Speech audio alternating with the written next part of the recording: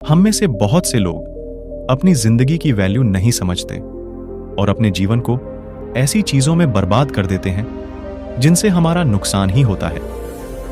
कुछ लोग अपनी जिंदगी शराब के पीछे बर्बाद कर देते हैं, तो कुछ लड़कियों के चक्कर में, और कुछ अपनी सारी जिंदगी पैसा पैसा करके बर्बाद कर देते हैं। आज की इस कहानी के जरिए आप जानेंगे कि हमारी जिंदगी कितनी कीमती है और हमें अपनी इस कीमती जिंदगी को किस तरह जीना चाहिए।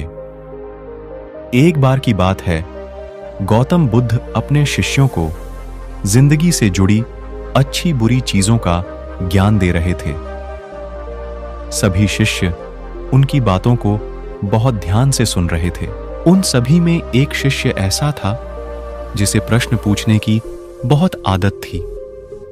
वो उठकर गौतम बुद्ध के पास गया और उनसे बोला, आप हमें जिंदगी के बारे में जो कुछ सिखा रहे हैं उस सब का क्या फायदा, क्योंकि हम में से बहुत से बच्चों को ये भी नहीं पता कि हमारे जीवन का मूल्य क्या है और ये जीवन हमारे लिए कितना कीमती है। पहले आप हमें ये बताइए कि इस जीवन का मूल्य क्या है। अपने शिष्य की बात सुनकर गौतम बुद्ध अपने कक्ष में गए और एक चमकता हुआ पत्थर का टुकड़ा लेकर आए। वो टुकड़ा उन्होंने अपने शिष्य को दिया और बोले, मैं तुम्हें इस जीवन का मूल्य तब बताऊंगा जब तुम इस पत्थर का सही मूल्य पता लगा कर आओगे। साथ ही ये ध्यान रखना कि तुम्हें यह पत्थर का टुकड़ा किसी को बेचना नहीं है। गौतम बुद्ध की बात मानकर वो शिष्य बाजार की तरफ चला गया। बाजार में सबसे पहले उसकी नजर एक फल बेचने वाले पर पड़ी और उसने वो पत्थर उस फल वाले को दिखाया और बोला, इस पत्थर के बदले आप मुझे कितने फल दे सकते हो? फल वाला बोला, ये पत्थर कुछ खास तो नहीं है, लेकिन फिर भी इसके बदले में तुम्हें 10 केले दे सकता हूं। वो शिष्य उस पत्थर को लेकर आगे चला गया। फिर उसे एक सब्जी वाला मिला। शिष्य ने उस सब्जी वाले से उस पत्थर की कीमत पूछी। सब्जी वाले ने उस पत्थर को ध्यान से देखा और बोला, इस पत्थर की कीमत के बदले में तुम्हें ज्यादा से ज्यादा एक बोरी भरकर सब्जियां दे सकता हूं। इसके बाद वो शिष्य उस पत्थर को लेकर एक सोने के व्यापारी के पास गया। उस पत्थर के टुकड़े की चमक को देखते ही उस सुनार ने उसकी कीमत 100 सोने के सिक्के लगाए।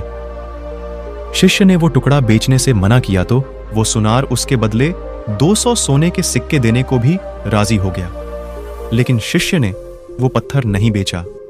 इसके बाद वो शिष्य एक हीरों के व्यापारी के पास गया और उनके सामने उसने वो पत्थर के टुकड़े को रख दिया। उस पत्थर को देखते ही हीरों के व्यापारी ने एक साफ कपड़ा बिछाया, उस पत्थर को उसके ऊपर रखा, फिर उसकी परिक्रमा की और हाथ जोड़कर उस पत्थर को कपड़े में लपेटते हुए वो बोला, तुम जिसे मामूली पत्थर समझकर उसकी कीमत पूछ रहे हो, असल में ये एक बेशकीमती रूबी है। ऐसा रूबी हर किसी को नहीं मिलता। मैं अगर अपना सब कुछ बेच भी दूं तो भी इसकी कीमत नहीं चुका सकता। उस व्यापारी की बातें सुनकर वो शिष्य हैरान हो गया। वो दौड़ा दौड़ा सीधा बुद्ध के पास आया और उन्हें उसने जो कुछ भी बाजार में हुआ वो सब बताया। उसकी बातें सुनकर गौतम बुद्ध बोले, तुम्हारे सवाल का जवाब इस रूबी की कीमत में ही छिपा है। हमारा जीवन भी एक रूबी है। रूबी की तरह यह भी बेशकीमती है, लेकिन हम इस बात को हमेशा नजरअंदाज करते हैं और अपने जीवन का मूल्य नहीं समझते। हम दूसरों को देखकर और उनके जैसा जीवन जीने की कोशिश में अपने जीवन की कीमत को कम कर देते हैं। हम ये सोचते हैं कि हमारी जिंदगी की कीमत वही है जो दूसरे हमें बताते हैं, लेकिन ये बात हमेशा ध्यान रखना कि सामने वाला अपनी हैसियत, बुद्धि और अपनी समझ के हिसाब से तुम्हारी कीमत लगाता है। जिंदगी सिर्फ एक बार मिलती है, इसलिए इसको बर्बाद ना करें। अपनी जिंदगी को उतना ही कीमती समझें जितना कीमती आप अपने बैंक में रखें रुपयों को समझते हैं। आज के समय में लोग अपनी जिंदगी से ज्यादा कीमती प्यार, पैसों और दिखावे से भरी चीजों को समझते हैं।